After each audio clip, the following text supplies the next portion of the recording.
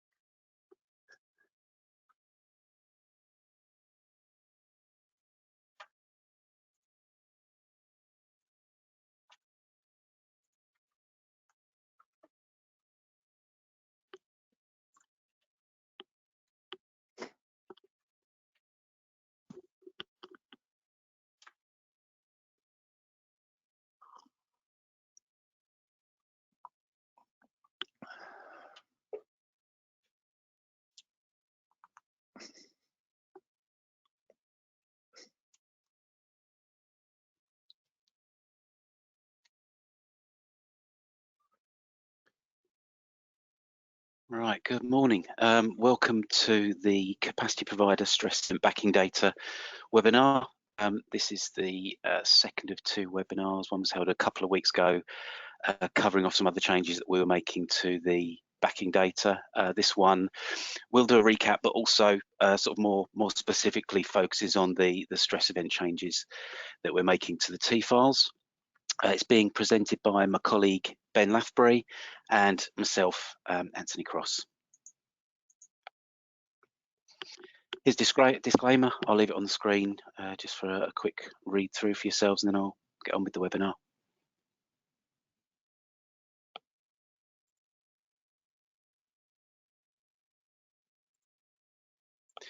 Right, so the agenda for today, first off, we have a Q&A function. If you want to ask questions as we go along, if we sort of take breaks through the presentation of the slides, we'll pick the questions up there. If we can't get them answered for you, then we'll take them away and get an answer back to you. We've got your details, so we can get back to you with any sort of specific questions that you may have. So what we're covering on this webinar, I'll do a brief recap on the backing data changes. This was covered in the previous webinar that we did a couple of weeks ago, so it'll be a very high level recap on what changes we are making and what's the sort of reasoning behind this. We'll then have an overview of the lessons learned from the mock stress event and sort of, you know, what impacts that means for what we're doing with the T files, and then we'll cover off the scope for change of the actual T files that we're affecting for, you know, for the stress events. And lastly, we'll go through the timeline and the next steps. So just to recap, this is on the sort of high level of the backing data changes that we're making in general.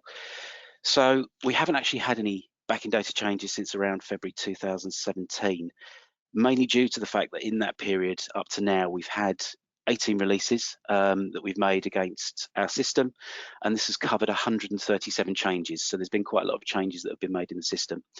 What we've actually been doing is prioritizing the changes rather than necessarily updating the backing data. The other thing being that with the amount of time it takes to get the changes through, get them approved, get all the details done, we didn't want to cause too much disruption to yourselves by constantly changing the backing data and making these updates. So again, as a recap, why are we making these changes? So the first one is increased system functionality. As I just said, we've had a lot of releases go through with a lot of changes in the system, and that's brought in some additional data items that we've now sort of rounded up and are going to present through the additions to the backing data. We've had regulatory scheme changes. These include things such as relevant expenditure, relevant benefit, and we've also got references to net volumes in some of the backing data, and they've now been moved to gross volumes rather than net. As we'll come on to, and this will be the detail that we'll go into later, we had a lessons learned from the mock stress event, and there's a lot of information that we can provide which will give quite a bit more detail through a stress event and following a stress event that we can then present to yourselves, and this is what's going to be covered sort of in the second half of this webinar. The other thing that we're doing is looking at the sort of questions and queries that we get in via our operations team on our help desk. And again, the backing data changes will give additional information and just hopefully make some of the validation and sort of checking that's done easier to do. So what is it that we've actually changed? So for CFD supplier, we've got changes to the D362, CFD supplier invoice backing data, and the D363, which is the CFD supplier credit cover report. In turn, these will affect the T004, which is the CFD supplier quarterly reconciliation, and the T018, the CFD supplier collateral statement. The changes we've made here are primarily for information to assist with the validation of the quarterly reconciliation amounts, and it just gives you more information when you're doing your sort of invoicing validations. So for CFD generators, we've made changes to the D0365, which is the CFD generator invoice backing data, and the T025, the CFD generator billing statement.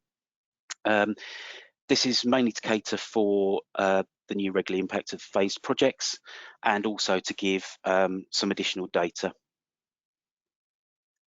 Recapping on the changes for the CM suppliers, it's the D0364, the CM supplier invoice backing data that we've changed.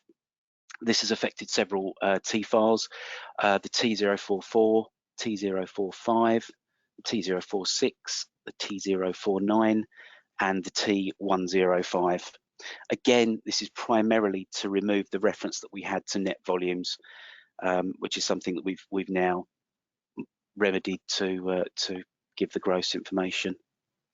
And finally, the recap on the changes to the capacity provider. So this is the D0366, the CM capacity provider invoicing backing data. It's affecting several T files, the T062, T063, the T064, T065, and the T107. So the changes that we've made here are mainly to link things back to an actual month and restructuring the parent and child relationships of the information that we're presenting. The other thing here is that this links in with the stress event information, which we'll be covering off when my colleague goes through that shortly. So that's what we're going to be discussing in the second half of this presentation, which I'll move on to now. So at that point, has anybody got, or have we got any questions in regarding the recap before we go into the stress event specific information? Hi, Anthony, nothing that's come in at the moment. Okay, great, thanks, Hannah. Okay, so I'll hand you over to my colleague Ben.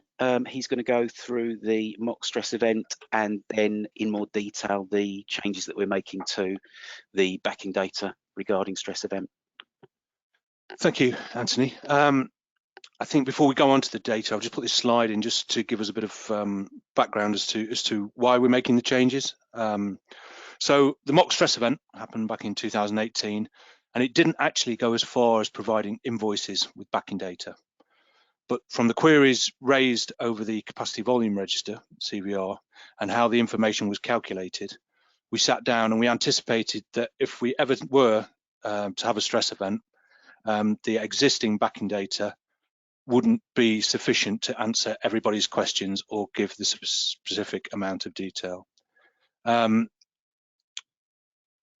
The current backing data in the event of a stress event on the 366 needed to be rethought out and extra layers of granularity applied, hence while we're doing these changes.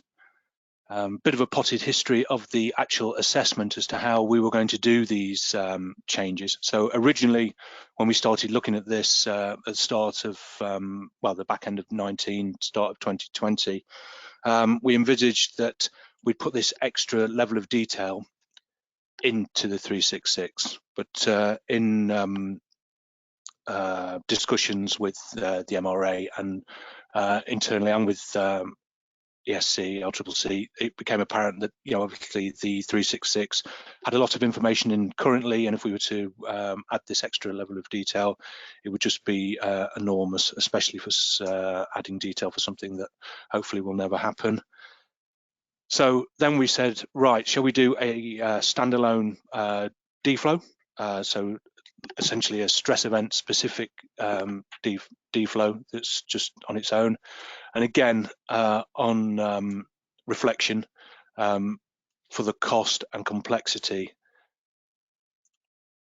that it would cause and the amount of work that would go into it, it was deemed that that would be too much, especially for something that, again, you know, hopefully is never used. So it was deemed that we would create a stress event specific T file. So this is obviously the T files that we produce at CSB and send out to parties, as opposed to the deflow. Like, the theory behind that is it would give us more flexibility, and also it would give us a lot more scope to provide you guys with a lot more data that would aid in any in the event of a stress event and give you the full picture. Whereas if we were tied down to the 366 or another flow, we wouldn't be able to give you that same granularity. So that was why the decision was made. The one knock-on from this, though, it's because we are doing this T file that's stress event specific and amending the T63 as well about the penalties.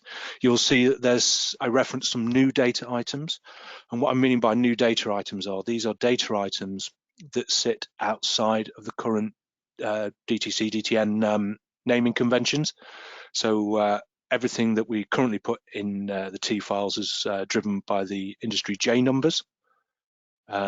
So what the data item is called and what it is. But going forward, because this new stress event specific detail will sit outside of the DTN, we're going to have a new naming convention and a new catalogue for what just these few data items mean. So these will be essentially an add-on to the J numbers that will sit outside that we will catalogue and make available. So yeah, that's a bit of the background.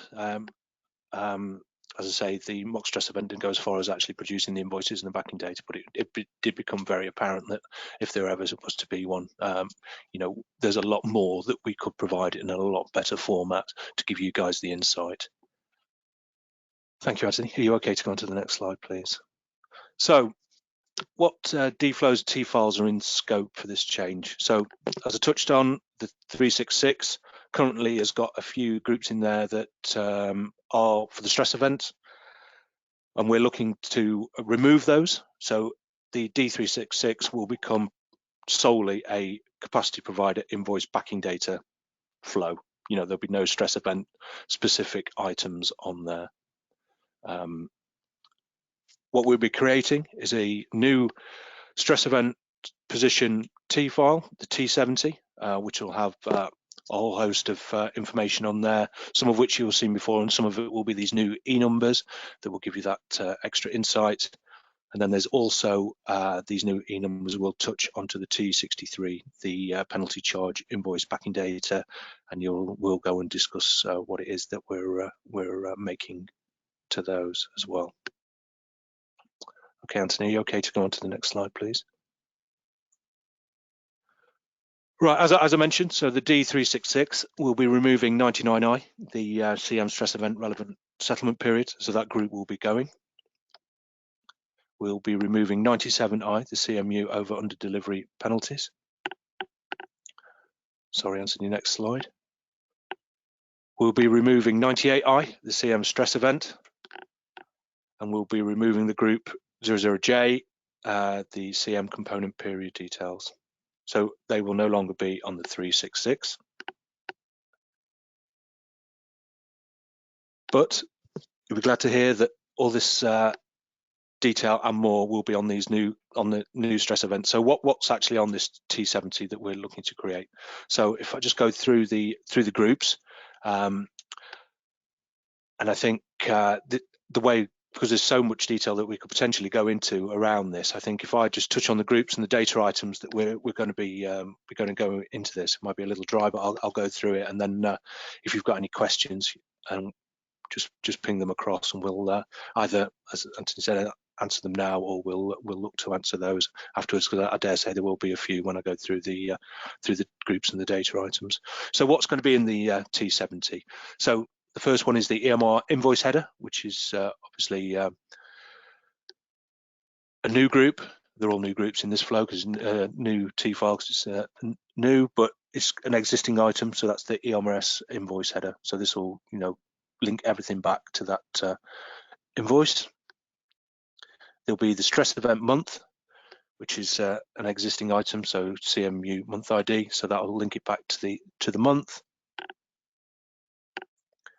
Then you've got the CM over and under delivery, 4 items. So this is the existing group 97I, but with 3 new items. So you've got apportioned CMU monthly penalty amount, days in month CMU was held, total days in month. So this gives you the extra level of detail as to what's proposed. The next group is existing 98I. That's got 4 items, so that's just the capacity market warning, the capacity market warning end time, system stress event, and system stress event end date. That's just so you can link it back to the specific stress event in question.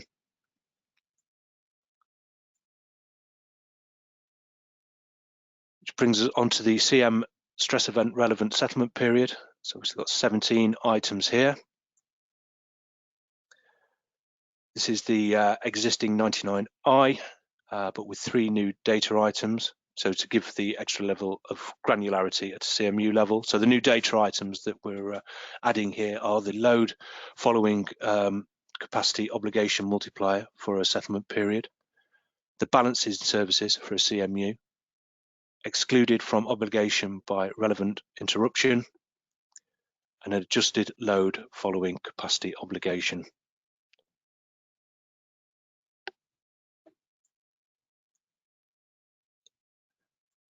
Just continue for your benefit. There's the other data items that will be in that group.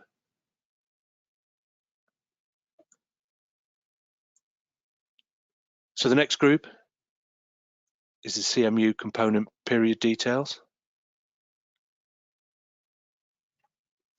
This is 11 items. So this is the existing OJ group with 4 new data items. So the new data items that we're adding are the balancing service sterilized capacity set to 0, added DSR component baseline estimate, pre-capacity market warning adjustment, and provisional baseline demand.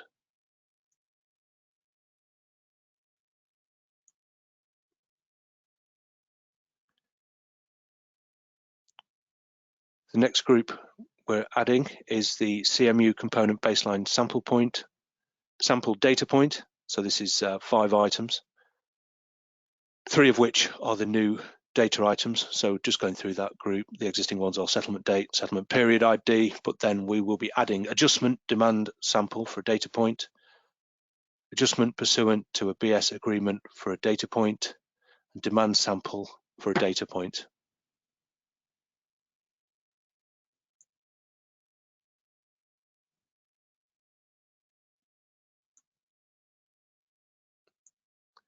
The next new group is the CMU component BMU period details.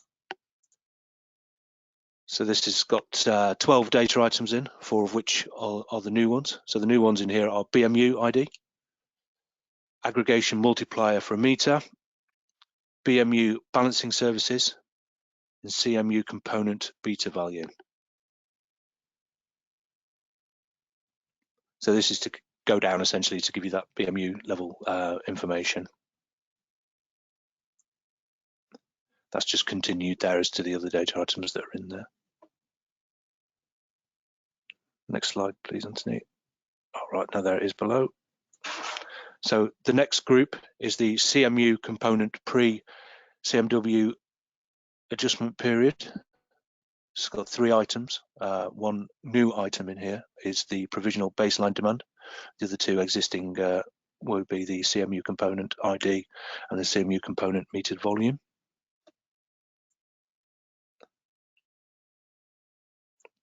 Next slide, please, Anthony. And for the T70, the final group that we'll be adding is the CMU component pre-CMU adjustment sample data point. So this is a new group, obviously with 5 items. Again, the 2 existing ones will be settlement date, settlement period ID, but the 3 new ones will be adjusted demand sample for a data point, adjusted pursuant to a BS agreement for a data point, and demand sample for a data point.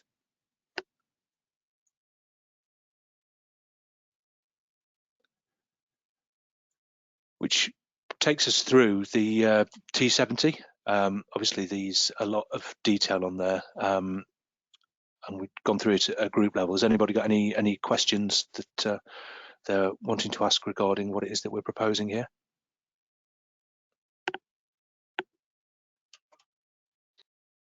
No questions at the moment, Ben.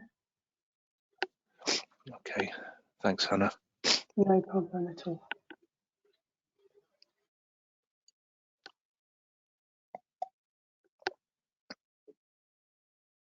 So this, if there's no questions, I'll proceed on to the T63. So obviously this is an existing T file that we're making some amendments with to reflect some of the extra functionality that we've got. So if I just go through the groups here, so the first group is the Mri Invoice Header.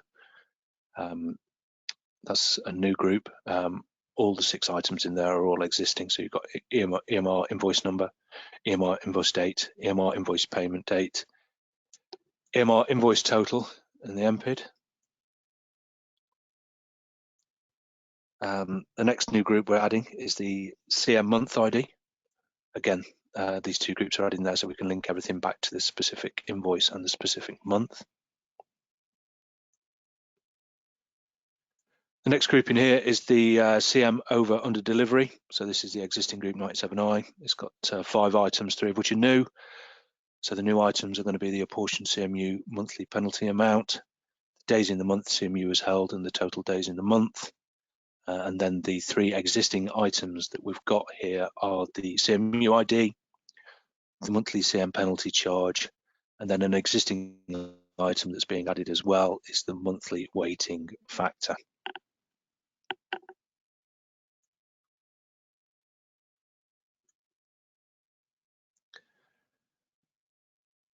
So the next group I'll go on to is the CM stress event relevant settlement period. So this is the existing group 99I. Again, 23 items, 14 of which are new.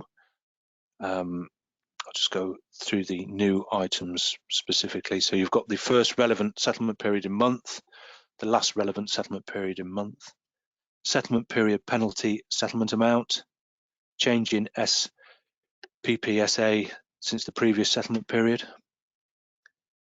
CMU monthly payment cap, CMU annual penalty cap headroom for the month,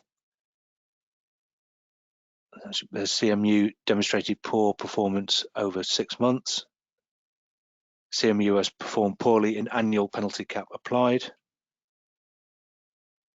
CM annual penalty cap with physical trades, cumulative settlement period penalties for the month to date, cumulative maximum settlement period penalties for month to date,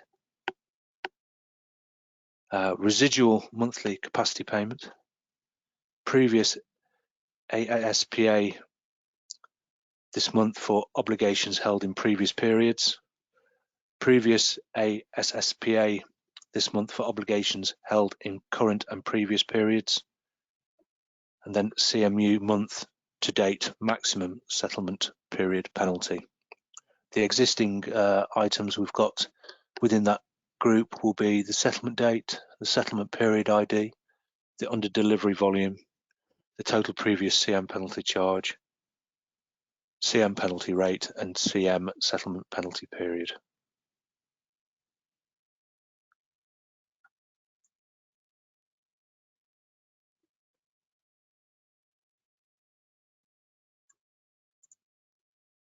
So the next new group is the CMU individual capacity obligation in a settlement period. Got 21 items in this, 14 of which will be the new E-numbers.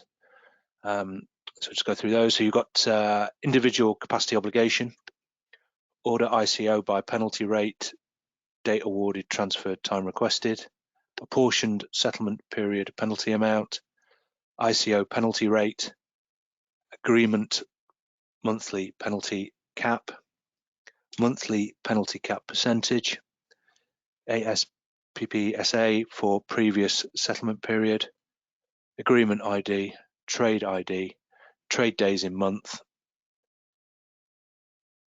agreement penalty rate, monthly penalty cap percentage for a traded obligation, annual penalty cap percentage for a traded obligation, an agreement annual capacity payment, and trade annual capacity payment. The existing items that we've got within that group are the capacity price, the auction acquired capacity obligation, the physical traded capacity obligation, the capacity cleared price, the average of monthly values of CPI for winter preceding the delivery year, average of monthly values of CPI over the base period.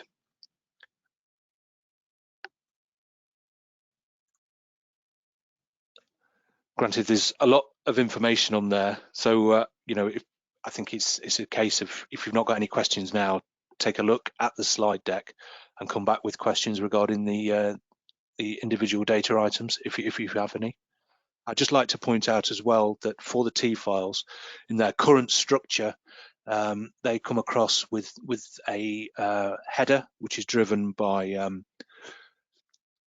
the DTC, or would be the new E-number naming convention. Now, another part of this change, and this sits across the previous changes that Anthony discussed, and also we touched on last week. So it has become apparent that a lot of the queries that we get into our help desk are interpreting what the actual data items are on the T files.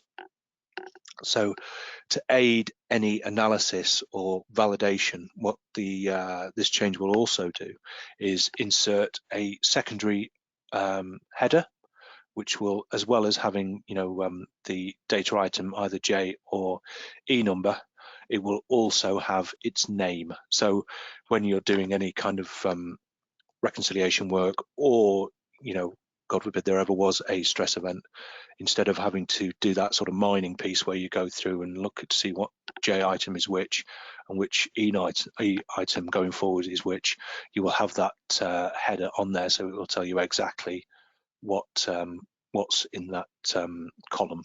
So essentially, you'll have that extra level of detail, so you won't be fishing around to actually try and work out what things are actually in the file that we send across.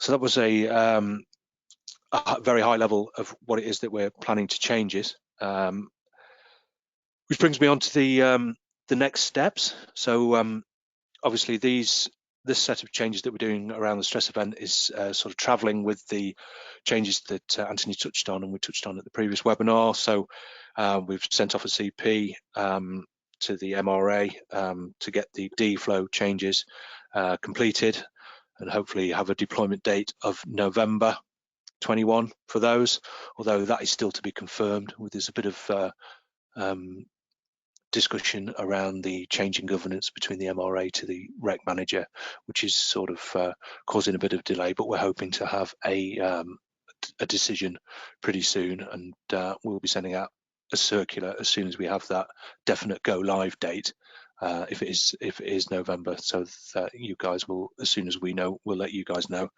And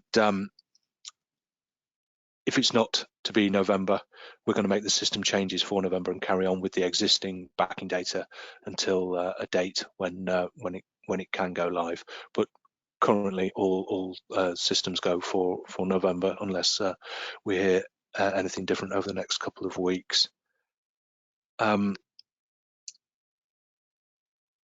That's essentially all the detail that we've got to present today. Hannah, is there any questions arisen from? There's no questions, Ben, but As Ben said, though, any updates or any additional information that we have regarding these changes, then we will make sure that you're kept updated throughout. And if there are any questions, then please do let us know, or anything that would assist in understanding these further. We will do our utmost to support you in that. Yeah, I think I totally agree there, and I think it's a case of looking at the slide deck. If you've got any questions around any of the new data items or any of the structures, feel free to get those across and we can get those answered for you. Granted, it is a high level, but if we were to go into the absolute minutiae of the detail, I think we'd be on a webinar for the next 3 weeks. So yeah, I think take a look at it, think of any questions and just fire those back. Yeah, and we'll get the slides out later on this afternoon and circulate those to all attendees. So by all means, yeah, go through those, and any questions following today's session, then please do get in contact.